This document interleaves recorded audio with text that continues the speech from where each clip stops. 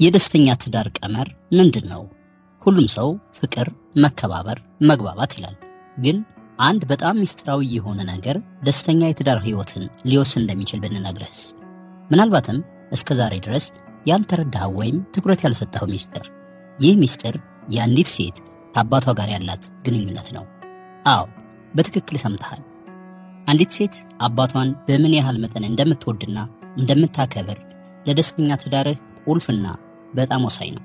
ግን ለምን ካልክ ይህ በዘፈቀደ ግምት የመጣ አይደለም። በዓለማችን ታላላቅ የስነ ልቦና ሊቃውንት በሆኑት ሲግመንድ ፍሮይድ እና ካርል ዩንግ የተረጋገጠ ጥልቅ የህይወት እውነት ነው። እስከ መጨረሻው ድረስ ተከተለንና ህይወትን የሚቀይር እውነት እንንገርህ።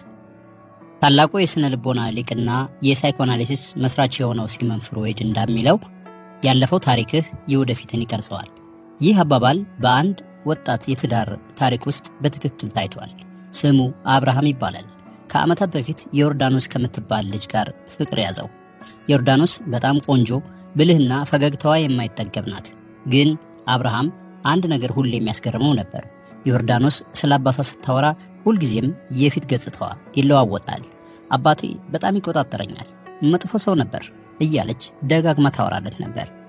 አብርሃም ይህን ችላ ብሎ ፍቅራቸው ሁሉንም ነገር እንደሚያሸንፈውና ነገሩን ቀለል አድርጎ ጊዜያዊ ንዴቷን እያባበለ ፍቅራቸው ቀጠለ። ከጥቂት ዓመታት በኋላ ግንኙነታቸው ወደ ትዳር ሲያድግ ነገሮች እንደጠበቃቸው አልሆነም። ሁሉም ነገር ተገለባበጠ። ዮርዳኖስ በጣም ተናዳጅ፣ ሰው የማታከብርና በሁሉ ነገር የምትቆጣ ሰው ሆነች። በትዳር ውስጥ ስህተት ሲፈጠር አባቷ ሁሌም እንደሚያደርገው አይነትና ለአብርሃም እንደነገረችው አይነት ታደርግ ነበር። አብርሃም ደስተኛ ትዳር አገኛለሁ ብሎ ሲጠብቅ በስሜታዊነት ቀውስ ውስጥ ወደቀ። ትዳራቸው እጅግ ጭቅጭቅ የበዛበትና ሰላም የሌለበት ሆነ። የአብርሃምና የዮርዳኖስ ታሪክ ብዙዎቻችንን የሚያስተምር ታሪክ ነው።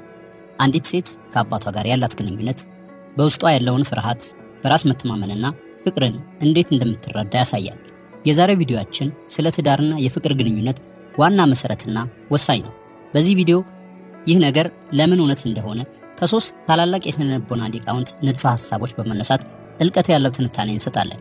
እነዚህ ሐሳቦች አንዳንዶቻችሁን ሊያስደነግጡ ይችላሉ፣ ነገር ግን ህይወታችሁን ሊለውጡም የሚችሉ ጠቃሚ መረጃዎች ናቸው።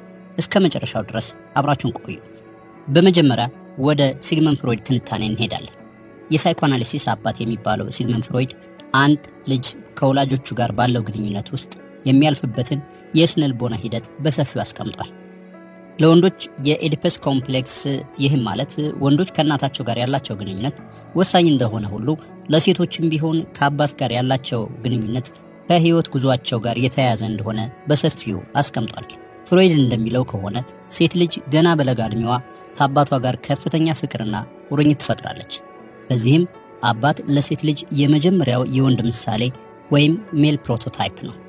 አባት ሴት ልጁን የሚይዝበት መንገድ ማለትም ፍቅርና ጥበቃ የሚሰጣት ከሆነ በልቧ ውስጥ ለወንዶች አዎንታዊ አመለካከት ይፈጠራል። ሴት ልጅ የፍቅርን፣ የደህንነትንና የመከባበርን ጽንሰ ሐሳብ የምትረዳው በአባቷ አማካኝነት ነው። የትዳር አጋር ምርጫን በተመለከተ ፍሮይድ እንደሚለው ሴቶች ከዚህ የመጀመሪያ ልምዳቸው በመነሳት የትዳር አጋራቸውን የሚመርጡበት በከፊል ንቁ በሆነው የአእምሯቸው ክፍል ውስጥ ባለው ሂደት እንደሆነ ተናግሯል። ሴቶች አብዛኛውን ጊዜ ከአባታቸው ጋር ተመሳሳይ ባህሪ ያላቸውን ወይም በአባታቸው ውስጥ የወደዷቸውን መልካም ነገሮች የሚያሳዩ ወንዶችን ይመርጣሉ። አባቷን የምትወድና የምታከብር ሴት በልቧ ውስጥ የመልካም ወንድ ስብዕና ስላለ ለራሷ ጥሩ አጋር የምትመርጥበት እድል ሰፊ ነው። በጆርናል ኦፍ ፋሚሊ ሳይኮሎጂ ላይ የወጣ አንድ ጥናት ይህንን ያረጋግጣል። በጥናቱ መሰረት ከአባቶቻቸው ጋር የቅርብ ግንኙነት ኖሯቸው ያደጉ ሴቶች በትዳራቸው ውስጥ የበለጠ እርካታን ያገኛሉ። እነዚህ ሴቶች ሳያውቁት የትዳር አጋራቸውን ሲመርጡም በአባታቸው ውስጥ የወደዷቸውንና የተማሩትን ባህሪያት ይፈልጋሉ። ለዚህም ነው አባቷን የምትወድና የምታከብር ሴት ለራሷ ጥሩና አክባሪ የትዳር አጋር የመምረጥ እድሏ ከፍ የሚለው። በሌላ በኩል የፍሮይድ ተማሪ የነበረው ካርል ዩንግ ደግሞ የሰውን ስብዕና በቡድን ወይም ኮሌክቲቭ አንኮንሽስ እና በአርኬታይፕስ ከፋፍሎ አስረድቷል። ከዚህ ውስጥ ለሴቶች በጣም አስፈላጊው ንድፈ ሐሳብ አኒመስ የተባለው ሲሆን አኒመስ ማለት በሴት ውስጥ የሚገኝ የወንድነት ባህሪን የሚያሳይ የስነ ልቦና አርኬታይፕ ነው። እያንዳንዷ ሴት በውስጧ የራሷ የሆነ የወንድነት ማንነት አላት። ይህ አኒመስ የሴትን አመክንዮአዊ አስተሳሰብ፣ ጥንካሬና ስልጣን ይወክላል። እናም የአባትና የሴት ልጅ ግንኙነት የዚህን አኒመስ እድገት ይቀርጸዋል። አባት ሴት ልጁን በአዎንታዊ መልኩ የሚደግፍ የሚያበረታታና ዋጋ የሚሰጣት ከሆነ የአኒመስ ክፍሏም አዎንታዊና ጠንካራ ይሆናል። ይህ ደግሞ ሴት ልጅ የራሷን ማንነት እንድትረዳ፣ ጠንካራ ውሳኔ እንድትወስንና በህይወቷ ስኬታማ እንድትሆን ይረዳታል። የትዳር ምርጫና የአኒመስ ጥላ ወይም ሻዶ ችግርን በተመለከተ አባት የሴት ልጁን ስሜት የሚጎዳ ወይም ደግሞ የማይደግፍ ከሆነ አኒመሷም ሊጎዳ ወይም ደግሞ ሊዛባ ይችላል። ይህ ደግሞ ሴት ልጅ የራሷን ዋጋ የማታውቅ እንድትሆን ወይም ደግሞ በግንኙነቷ ውስጥ ሁሌም ተበዳይ እንድትሆን ያደርጋታል። ዩንግ እንደሚለው አንዳንድ ሴቶች ለራሳቸው ዋጋ የማይሰጡ ወይም ደግሞ የአባትነት ስሜት የጎደላቸው ወንዶችን የሚመርጡት በዚህ የአኒመስ ጉዳት የተነሳ ነው። እነዚህ ሴቶች ሳያውቁት መጥፎ የሆኑ ወይም ደግሞ ዋጋ የማይሰጧቸውን ወንዶች ይመርጣሉ። ይህ ሁሉ ከውስጣዊ ማንነቷ የመጣ የስነ ልቦና ችግር ነው። የአባትና የሴት ልጅ ጤናማ ግንኙነት ሴት ልጅ ራሷን ከምታከብርበት አኒመስ በመነሳት አክባሪና ጥሩ አጋር እንድትመርጥ ያደርጋታል። ሌላኛው የማህበራዊ ትምህርት ንድፈ ሐሳብ ወይም ደግሞ ሶሻል ለርኒንግ ቲዮሪ ነው። ይህ ንድፈ ሐሳብ በዋነኝነት በአልበርት ባንዱራ የተመሰረተ ነው። ባንዱራ እንደሚለው ከሆነ ሰዎች በአብዛኛው የሚማሩት ሌሎችን በመመልከትና በመምሰል ነው። አንዲት ሴት ከአባቷ ጋር ያላት ግንኙነት በወንድና በሴት መካከል ያለውን ግንኙነት የምትመለከትበት ሞዴል ሆኖ ያገለግላል። አባቷ እናቷን የሚያከብር ከሆነ እሷም በአባቷና እናቷ መካከል ያለውን ግንኙነት እንደ ትክክለኛ የትዳር ምሳሌ ትወስደዋለች።